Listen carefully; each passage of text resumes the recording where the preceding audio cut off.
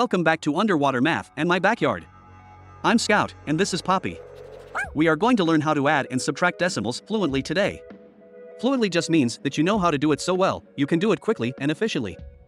Let's try this with a problem my mom had the other day. She went to the store to buy me a few new things.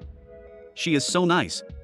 She got me a new doghouse for $126.32, a new dog bed for $54.98, and a bowl of treats for $8.33. She paid using $200 bills. How much change did she have left? To calculate change, we need to know the total of all three items she purchased and then subtract the total from the amount she used to pay. Mom paid with two $100 bills, so she used $200. Let's calculate her total bill. Let's stack the cost of her three items. Remember, when adding and subtracting decimals, you must line up your decimals and your place values. Okay. 2 plus 8 plus 3 is 13. My 3 goes at the bottom, carry the 1. 3 plus 9 is 12, plus 3 is 15, plus 1 is 16. My 6 goes at the bottom, carry the 1. Your decimal comes straight down. 6 plus 4, plus 8 is 18, plus 1 is 19. The 9 goes at the bottom, carry the 1. 2 plus 5 is 7, plus 1 is 8. 1 plus 0 is 1. My mom spent $189.63 at the pet store. We aren't done yet. Remember, we need to subtract the total of the items from the amount she used to pay. We found the total of the items, and know she used $200 to pay. We can subtract $189.63 from $200.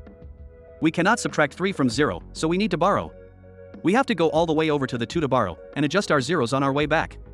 Our 2 becomes a 1, which changes the 0 next door to a 10, and then a 9 as we borrow again for our next place value.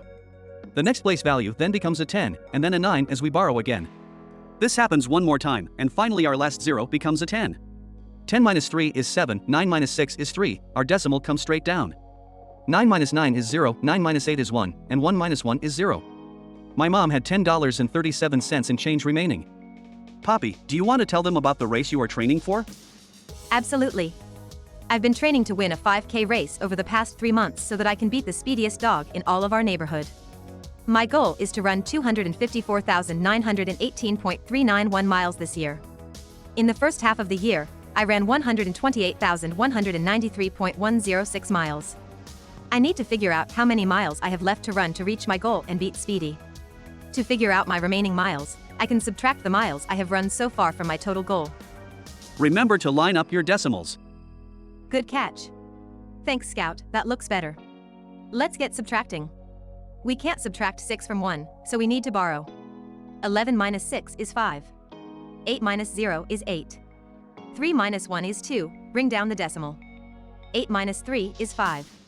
We can't subtract 9 from 1, so we need to borrow. 11 minus 9 is 2. 8 minus 1 is 7. We can't subtract 8 from 4, so we need to borrow. 14 minus 8 is 6. 4 minus 2 is 2, and 2 minus 1 is 1. I have 126,725.285 miles left to reach my goal. I know I can do it. Poppy and I believe you are ready to practice on your own. Remember to line up your decimals and have fun.